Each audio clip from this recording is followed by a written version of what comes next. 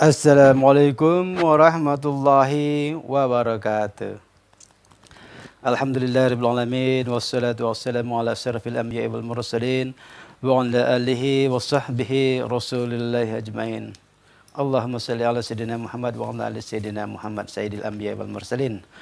Saudara-saudaraku kaum muslimin sekalian dimanapun kalian semua berada, para sahabat terindah sekalian dimanapun Anda semua berada, pada video kali ini pertama dan paling utama saya akan menyampaikan mendoakan kita semua semoga selalu berada dalam keadaan sehat walafiat tanpa kurang suatu apapun, dan insya Allah akan selalu diberikan keselamatan dunia dan akhirat, dan diberikan kelancaran atas semua urusan yang kita sedang usahakan, dan semoga rezeki selalu dilimpahkan oleh Allah Subhanahu wa taala dengan usaha dan ikhtiar yang tak berkeput, dan dengan usaha dan ikhtiar yang berkelanjutan.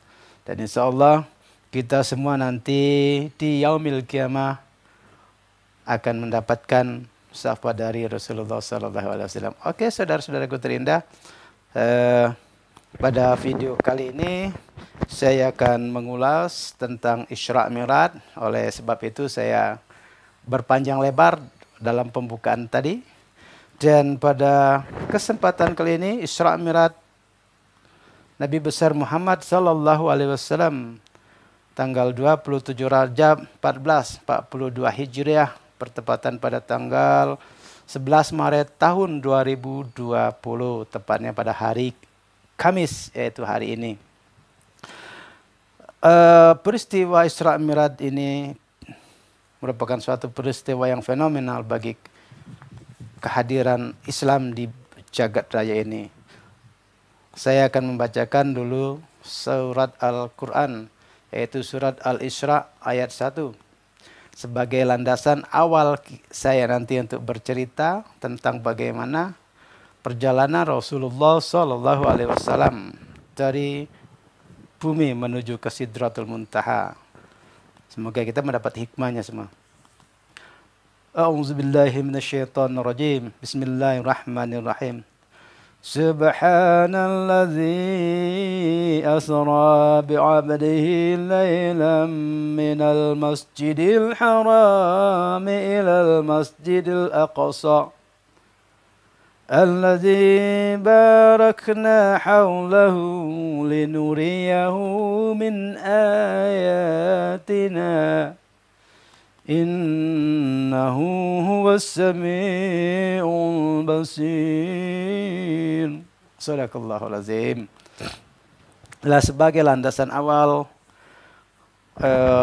hikmah Isra Mi'raj pada video kali ini, itu Al-Isra ayat 1 yang artinya sebagai berikut. Maha suci Allah yang telah memperjalankan hambanya, yaitu Muhammad SAW, pada malam hari dari Masjidil Haram ke Masjidil Aqsa, yang telah kami berkahi sekelilingnya agar kami perlihatkan kepadanya sebagian tanda-tanda kebesaran kami. Sesungguhnya Dia, Allah Subhanahu wa taala, Maha mendengar lagi Maha melihat. Berdasarkan ayat Al-Quran Al-Isra ayat 1 ini, pemahamannya khususnya bagi para umat Islam, memahaminya ini tentu jangan hanya sebatas pengetahuan yang dangkal saja, tapi ini merupakan memahaminya dengan iman. Ketika dengan iman kita akan mencapailah semua apa yang diceritakan, apa yang disampaikan dalam surat Al-Quran ini, bahwa Nabi Muhammad SAW itu sebagai manusia biasa, dia tentu tak akan mampu melakukan perjalanan itu. Tapi dalam surat ini, yang telah memperjalankannya itu adalah Allah. Jadi tak ada hal yang mustahil ketika Tuhan yang Maha Kuasa, Allah Subhanahu wa taala, yang memperjalankan hambanya dari bumi ke Sidratul Muntaha dalam masa hanya sepertiga malam saja. Jadi Isra Mi'raj ini hadiahkan kepada Rasulullah Sallallahu Alaihi Wasallam, karena pada saat yang bersamaan beliau sedang mengalami duka cita. Pamannya Abu Muthalib wafat, kemudian istrinya Siti Khadijah juga wafat, sehingga Allah Subhanahu Wa Taala selain memberikan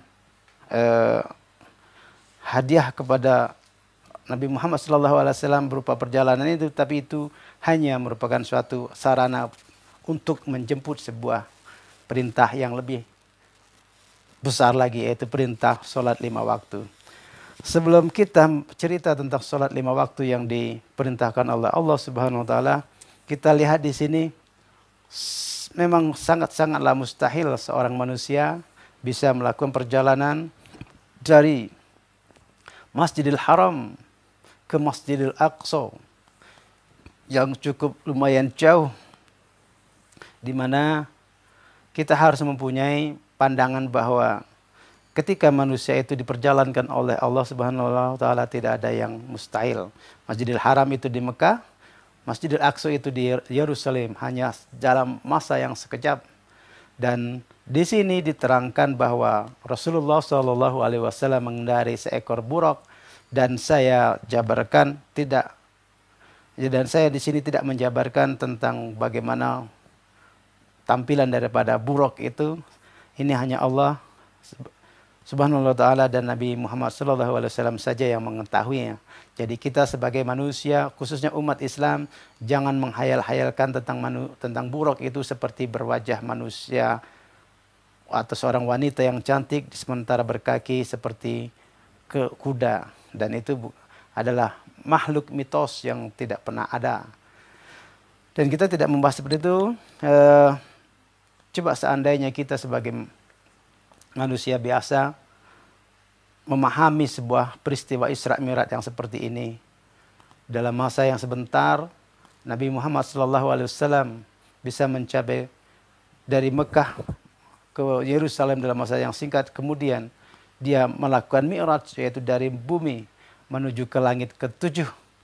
Dari langit ke-7 menuju ke Sidratul Muntaha, yang hanya Allah yang mengetahui ini, dan juga Nabi Muhammad SAW. Kita bisa melihat sebuah ilmu fisika di sini yang saya sempat catatkan di sini, yaitu jarak kecepatan cahaya itu yaitu sebesar 299.792.458.000 meter, atau kecepatan cahaya itu 1,08 kali 10⁻⁹ km per jam. Kalau per detiknya adalah kecepatan cahayanya per detik adalah 299.792,458 km per detik. Coba kita bayangkan seberapa cepatnya cahaya itu, dan buruk ini mempunyai kecepatan yang lebih cepat daripada kecepatan cahaya itu sendiri. Kita bisa bayangkan, dan dipersilakan untuk menghayal-hayal bagaimana itu jaraknya jauh. Di sini dalam video ini nanti bisa dilihat juga nih, pada video ini merupakan konstelasi jagat raya dari matahari ke Merkurius, terus sampai ke bumi, dan terus sampai ke Pluto. Bisa dilihat di sini jaraknya. Kita bisa bayangkan seberapa cepatnya kecepatan buruk tersebut bisa terbang.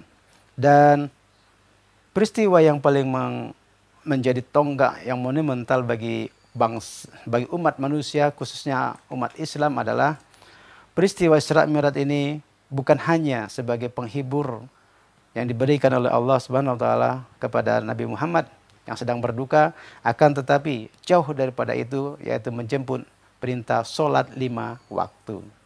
Di mana dalam kisah-kisah perjalanan tersebut kita sudah sering kali mendengar dan melihat daripada para ustadz dengan ekspresinya masing-masing, yang tentunya kita bisa lihat bagaimana Nabi Muhammad dalam perjalanannya diberikan gambaran tentang umat-umatnya yang disiksa di api neraka, baik yang dadanya atau punggungnya digosok dengan gosokan dari api neraka yang besar itu, sehingga gosong secara spontan karena tubuh kecil manusia yang berdosa itu dikosok oleh kosokan atau setrika api neraka.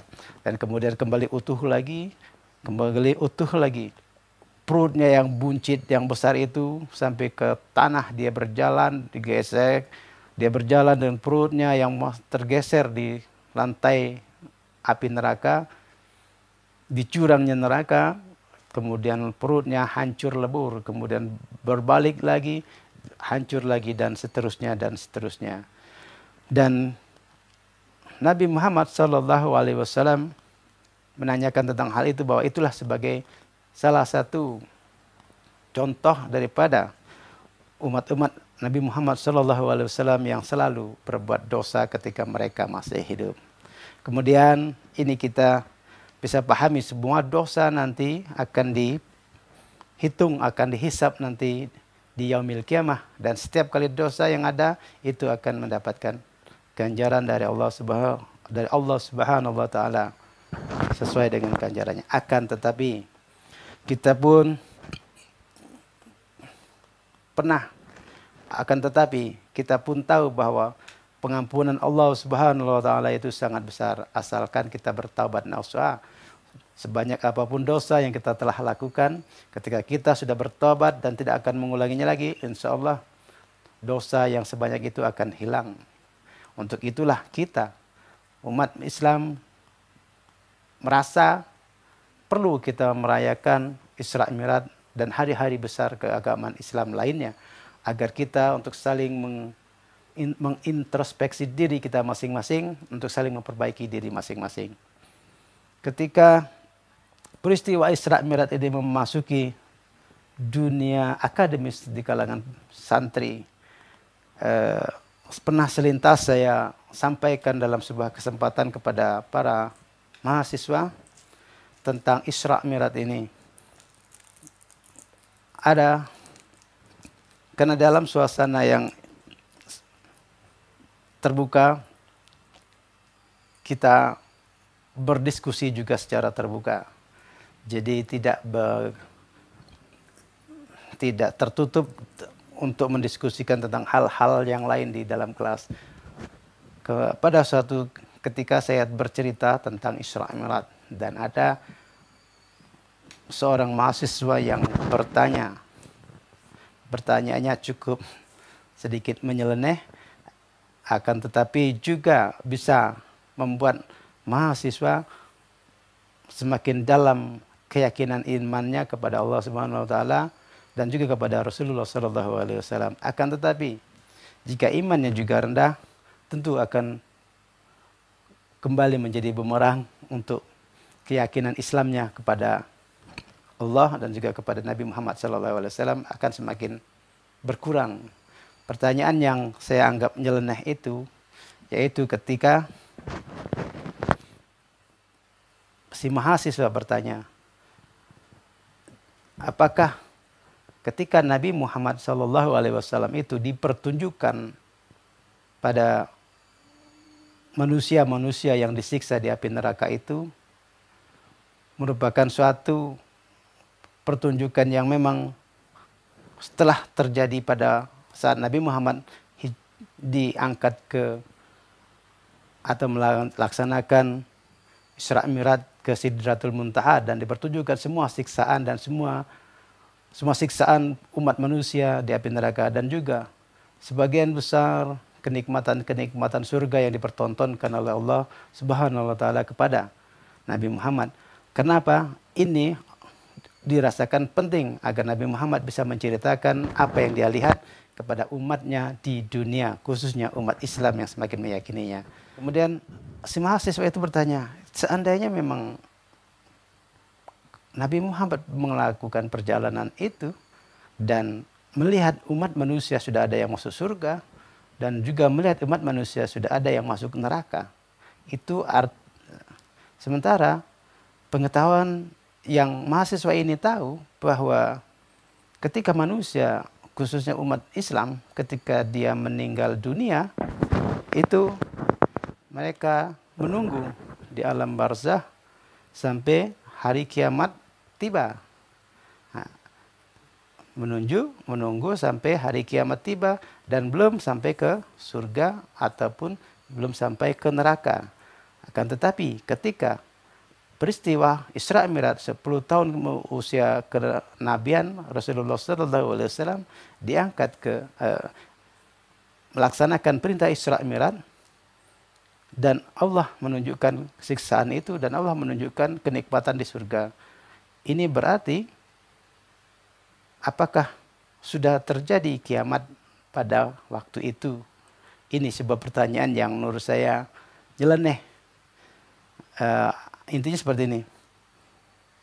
Ketika Rasulullah SAW Isra Mi'raj atau khususnya Mi'raj ke Sidratul Muntaha, dan Allah mempertontonkan segala siksaan dan juga segala kenikmatan surga oleh yang dinikmati oleh hamba-hamba Muhammad, itu artinya kiamat telah terjadi. Sementara saat ini kita masih hidup. Nah, ini pertanyaan yang cukup saya rasakan nyeleneh. Tapi saya tidak mau berspekulasi panjang lebar, saya langsung menjawab bahwa yang maha kuasa itu adalah Allah Subhanahu Ta'ala.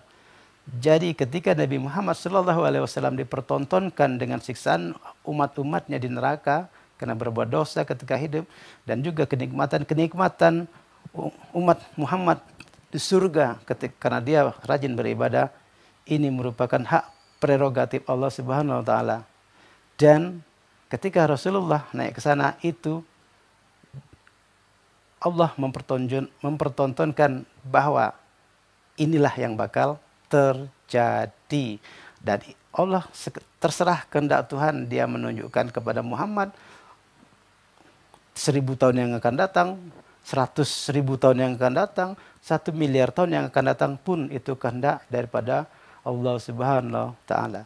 Dan Nabi Muhammad itu diberikan keistimewaan oleh Allah Subhanahu wa taala untuk melihat itu secara langsung, agar supaya bisa memberikan kabar kepada umat manusia, khususnya Islam, umat Islam secara khusus, agar mematuhi semua perintah Allah dan Rasulullah SAW.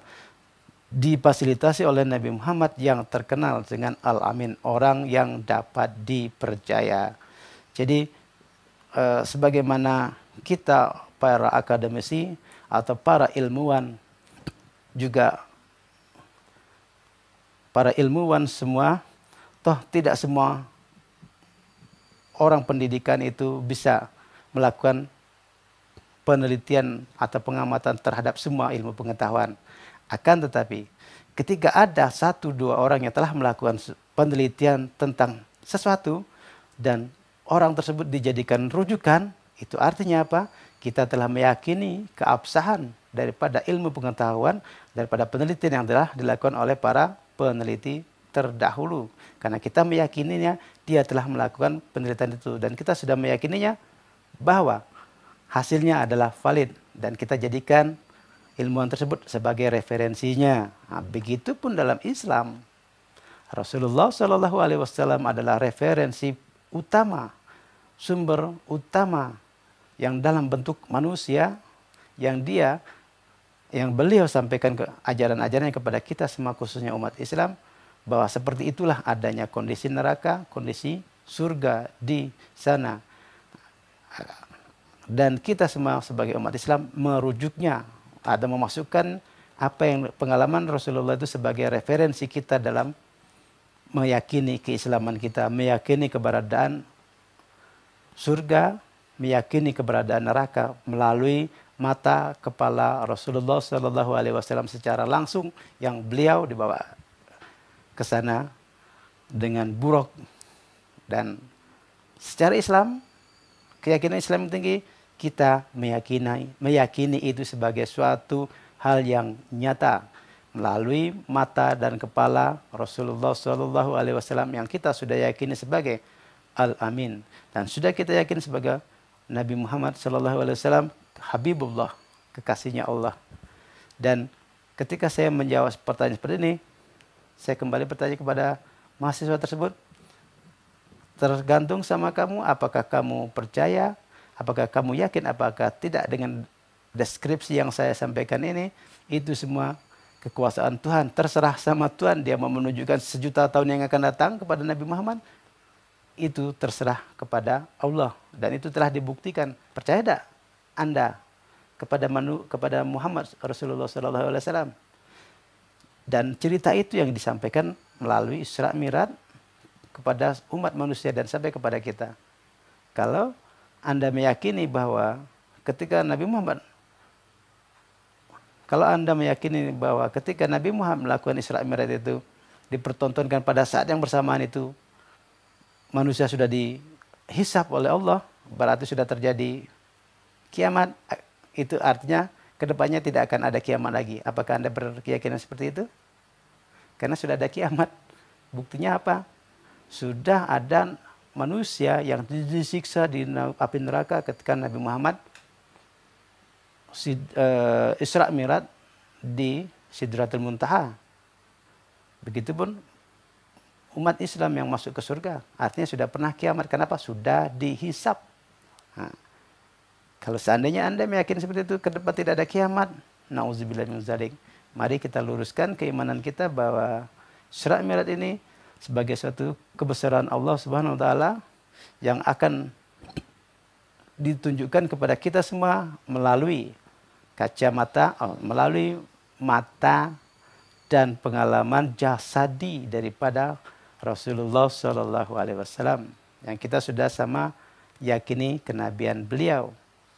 Dan mengenai keyakinan ini, mari kita sama-sama pupuk yang intinya sholat 5 waktu tersebut merupakan tuntunan yang harus kita laksanakan sebanyak 5 kali dalam satu hari untuk sholat 5 waktu untuk memupuk keyakinan kita.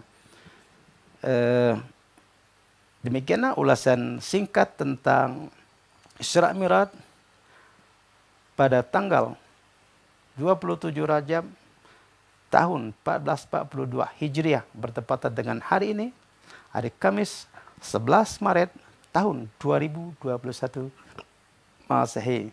Semoga kita semua semakin meningkat keimanannya. Semoga ada manfaat bagi kita semua. Billahi taufiq wal hidayah. Wassalamualaikum warahmatullahi wabarakatuh. Don't forget to subscribe. Thank you for watching.